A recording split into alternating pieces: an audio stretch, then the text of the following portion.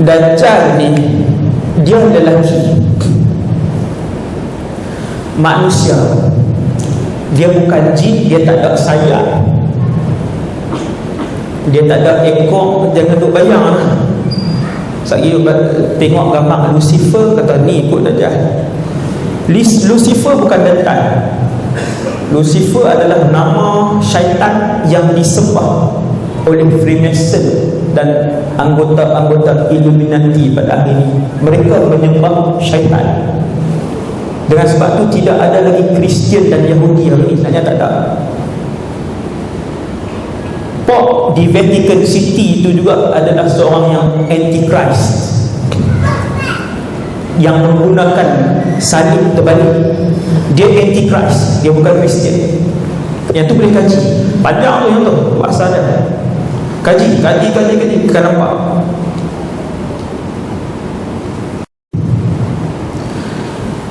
Dajjal seorang lelaki pemuda. Nabi kata syabun. Syab ni pemuda. Maksudnya umur dia bukan 50, bukan 60. Dan dia adalah seorang manusia, bukan syaitan, bukan jin. Ingatlah. Ni kita ni duduk zaman tu dah, nak pergi ke zaman tu dah. Bila-bila hari saja boleh berlaku. Bila-bila minggu, bila-bila bulan saja boleh gelar satu orang lelaki dia mengaku Dajjal. Tuan-tuan, siswa-siswi sekalian, ingatlah tanda-tanda ni. Kalau ada tanda ni, sungguh dia Dajjal. Setakat ni yang mengaku Imam Mahdi ramai, tapi yang mengaku Dajjal tak ramai. Saya rasa tak ada pun. Adakah saya lah Dajjal? Duk buat seronok mengaku Dajjal, jarang. Mengaku Imam Mahdi banyak. Mengaku Imam Mahdi banyak. Kenapa? Saya kita tengok. Mengaku Dajjal tak ada. Okey. Orang dia pemuda, dia lelaki, dia bukan malaikat, bukan jin dan bukan syaitan. Dia ni hidup zaman siapa ustaz? Yang tu soalan tak penting. Soalan yang paling penting sehingga malam ini kita mendengar ceramah ini, adakah dia sudah hidup? Jawapannya ya, dia sudah hidup dan tubuh badannya pun sudah matang, dah bersedia. Maklumat yang paling akhir berdasarkan hadis Nabi sallallahu alaihi wasallam dalam Sahih Muslim, diriwayatkan oleh sahabat yang bernama Fatimah bintu Qais. Dia yang riwayat hadis ni. Maklumat yang paling terkini hadis itulah, iaitu seorang sahabat Nabi namanya Tamim ibn Aus Ad-Dari. Hadis ni kalau hurai satu persatu 45 minit. Dia 3 muka surat hadis ni. Panjang, saya ringkaskan. Ketika Nabi hidup di Madinah, seorang bernama Tamim ibn Aus Ad-Dari naik kapal dengan 30 orang daripada kabilah Lakhud dan Juzam. Naik kapal. Jangan tanya soalan kata ustaz, Mekah ada laut kah? Ni ada yang berbayang main laut ke mana pula. Di Semenanjung Tanah Arab, bila nama Semenanjung, mestilah laut. Semenanjung Tanah Arab untuk dia macam ni. Dia petak bawah dia tu. Bawah sekali Yaman. Mekah Madinah letak ni. Di sebelah sini Laut Merah. Ada laut. Laut Merah ni bukan tasik, laut yang terbentang luas. Dinamakan Laut Merah sebab bila maghrib dia kena cahaya matahari, dia jadi merah. Yang tu tajuk geografi pula. Lagi tak habis. Kemudian Tamim ni kata, kami naik kapal, saya dan 30 orang yang lain, kesemuanya beragama Kristian. Waktu tu dia tak masuk Islam lagi. Dia pun Kristian, kawan-kawan dia semua Kristian. Waktu tu Kristian, orang kata 90% masih lagi okey. Sampai di tengah laut, tiba-tiba laut bergelora. Kami bertemu dengan ombak yang besar, tinggi. Kapal kami hilang arah tuju dan kami sesat selama 30 hari. Akhirnya kapal kami mendarat di sebuah pulau. Turun guna sampan apa semua, pergi ke pulau. Bila semua dah selesai, kawan ni pergi hajat apa semua, cari ayam, selesai semua urusan masing-masing, tiba-tiba keluar seekor binatang. Hadis ni Sahih Muslim. Binatang ini lebat bulu badannya sehingga kami tak nampak mana satu kubulnya, mana satu duburnya. Binatang berkaki empat ni main dekat kami. Ni siapa duk cerita ni? Ni hadis ni siapa duk cerita? Tamim. Bukan Tamin lah, kicap lah tu.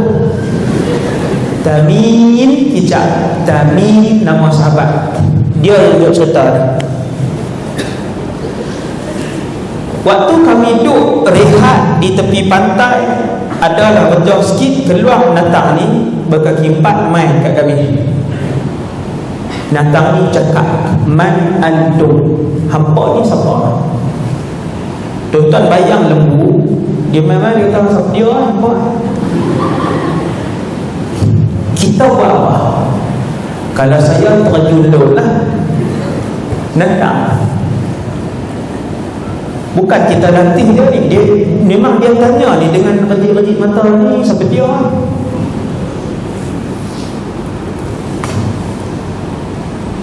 Tamim dan kawan-kawan dia jawab, kami pemuda Arab Nasrani datang daripada Semenanjung tanah Arab, naik kapal, cerita banyak. Akhirnya tersadai di sini. Mereka ditanya balik, ini kata Arab, dia lari tak? Tak lari. Tamim dengan kawan-kawan ni tanya balik, hang ni apa? Wama anti, hang ni benda apa? Natang tu jawab, anal jassasah, nama dia ataupun sifat dia, aku jassasah. Tamim and the gang ni tanya lagi, jassasah ni apa? Datang tu kata, dalam pulau ni ada satu tempat. Dia tak jawab dia satu apa. Dengan sebab tu para ulama khilaf dengan berbagai pendapat ketika menguraikan apakah binatang itu. Antara yang ulama sebut binatang itu ialah iblis. Iblis. Banyak lagi pendapat lain macam-macam. Datang ni kata, di dalam pulau ni ada satu orang lelaki yang teringin jumpa dengan kalian semua. Jom ikut aku. Sudahlah Tamim dan kawan-kawannya tak lari, mereka ikut pula datang. Ini orang Arab ikut masuk. Kata Tamim, kami pun ikut datang tadi sampailah masuk ke sebuah tempat. Bila masuk ke tempat itu, kami melihat seorang lelaki, rambut yang keriting dan panjang, tubuh badannya besar. Kami tak pernah tengok orang setinggi itu. Kedua-dua tangannya diikat dengan besi yang tebal dan banyak. Tamim buat tangan macam ni, ikat belakang tu. Lepas tu ikat besi.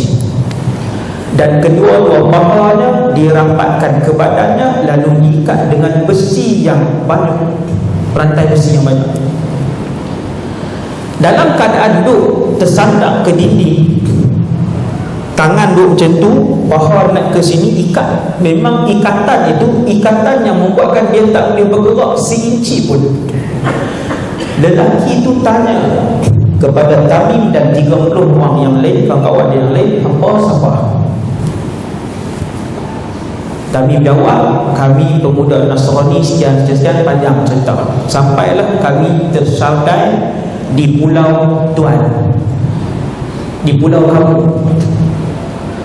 Pasal Pak Tamim kata di pulau kamu, sebab pulau tu tak ada manusia ketika itu.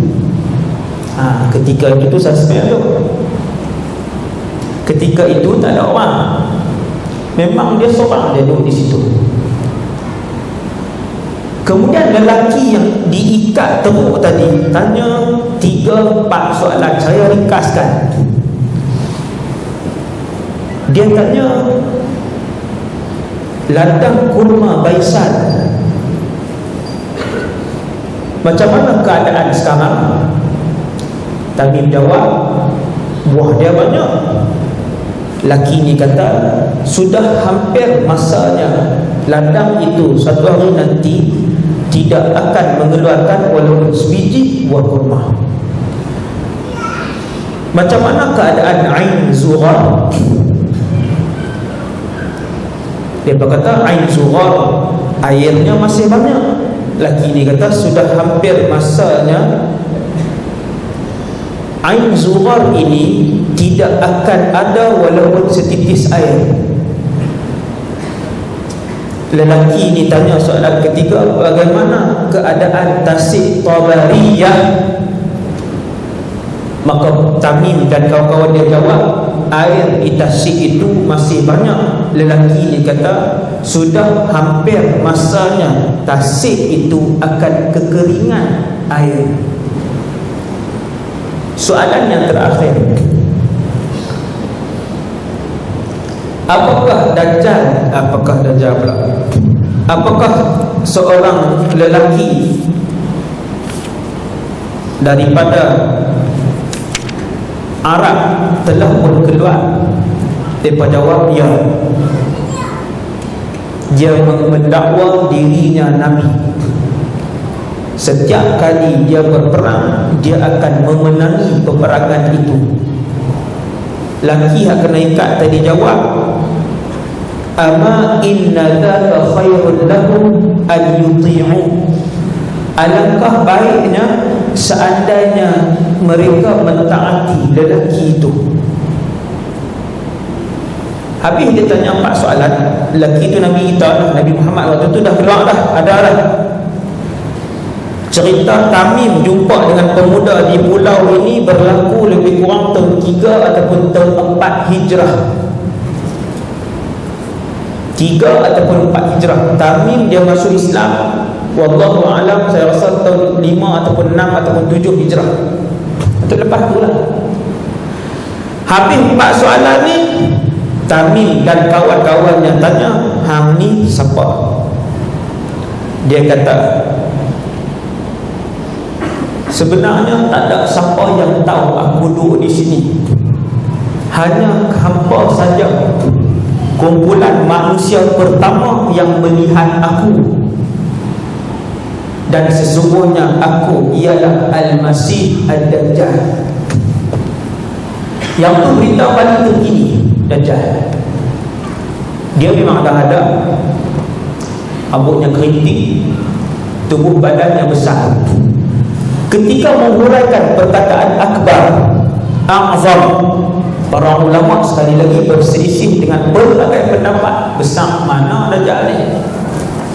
Apa yang pasti, tubuh badan Dajjal besar, lebih besar daripada tubuh manusia biasa.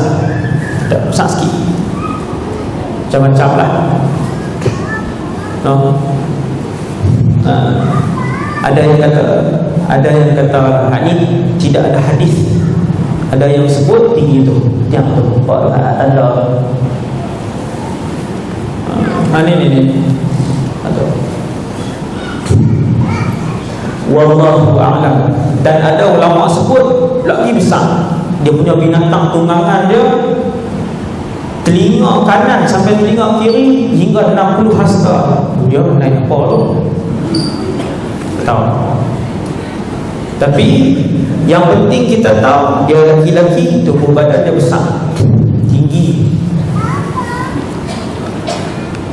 Sebelum Tamim ni keluar, dia kata sesungguhnya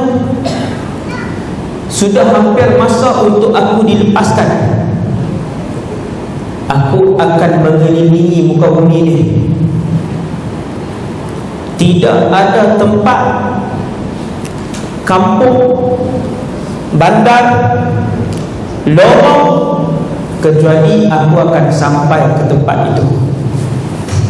Terus menyorok lah, Gunung Jerai ke, nak pergi paling ujung Ustaz, nak pergi Kuala Nerang, ujung kali. Kuala Nerang ujung apa, baru mula Thailand, tahu.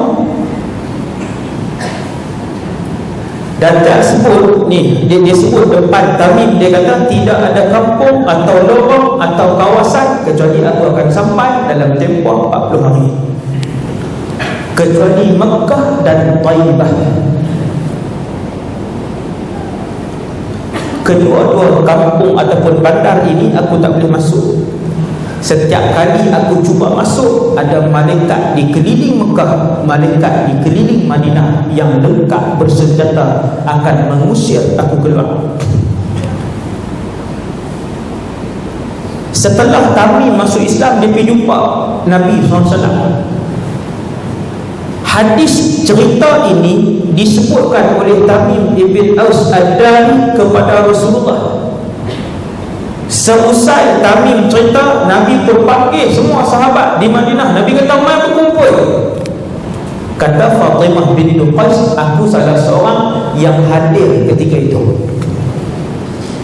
Nabi kata, "Hari ini aku kumpulkan kalian kerana selama ini aku sebut kepada kalian tentang Dajjal, dan hari ini Tamim ibn Aus yang masuk Islam ni, dia ceritakan benda yang sama seperti yang aku sebut kepada kalian selama ini. Dajjal telah pun wujud. Semua sifat yang Tamim sebut telah aku ceritakan kepada kalian selama ini,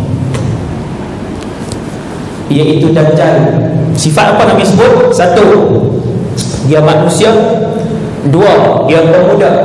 3, rambutnya keriting. 4, tubuh badannya besar. 5, dia akan hidup selama 40 hari bermula daripada hari dia mengisytiharkan dirinya Tuhan. Contoh, hari ini hari Isnin. Apabila dia keluar di Khurasan ataupun Asfahan, tempat pertama yang Dajjal akan keluar, ada 2 riwayat, sama ada Khurasan ataupun Asfahan, kedua-duanya di Iran. Bila dia keluar di sana, di belakang dia sudah ada 70,000 orang pengikut kanannya di kalangan orang-orang Yahudi. Lengkap. Orang kanan lah, dia bukan biasa-biasa, semua pengikut kanan. Ketika itu dia akan mengisytiharkan dirinya Tuhan. Dan bermula daripada dia isytihar dirinya Tuhan, waktu tu tempoh dia hidup ialah 40 hari sahaja. 40 hari. Kita kata 40 hari, kalau pergi Amerika pun dah 18 jam lah, 16 jam lah, habis itu lah. Sahabat tanya Nabi, "Ya Rasulullah, laju ke Dajjal ni yang dia nak keliling bumi ni?" Nabi kata, "Laju seperti mana awan yang ditolak oleh angin kencang, kal ghaif istadbarat hurriyah." Ingat 40 hari memang singkat, tetapi ada 2 benda yang membuatkan Dajjal sempat untuk keliling setiap kampung yang ada dalam alam ni. Yang pertama, kelajuannya seperti awan yang ditolak oleh angin kencang. Siapa? Awan angin kencang ni siapa? Goku lah. Kan laju. Yang tu khayalan. Ada yang realiti punya. Nabi Sulaiman. Angin pergi sana, barat ke timur, timur ke barat. Dajjal kelajuan angin ni dia naik apa sebenarnya? Wallahu a'lam. Nanti bila dia keluar semua orang tahu. Apakah dia ada kenderaan yang canggih, apakah dia gunakan sihir dia, bukan kenderaan yang canggih, tak tahu. Sebab kemana saja dia pergi, dia akan bawa pengikut-pengikut kanannya. Ini benda yang Nabi sebut. Kita akan dengar saja. Faktor yang pertama dia laju. Faktor yang kedua kata Nabi, walaupun 40 hari dia keluar, tapi kita kena ingat hari yang pertama kata Nabi bila Dajjal ini keluar, panjang hari pertama itu ialah seperti setahun. Hadis ni riwayat Imam Muslim. Ni hadis ni. Hari pertama seperti setahun, hari yang kedua seperti sebulan, hari yang ketiga seperti seminggu, hari yang keempat kata Rasulullah seperti hari-hari biasa kalian. Andainya zaman Nabi ada jam, Nabi akan sebut hari yang keempat ialah kembali kepada 24 jam.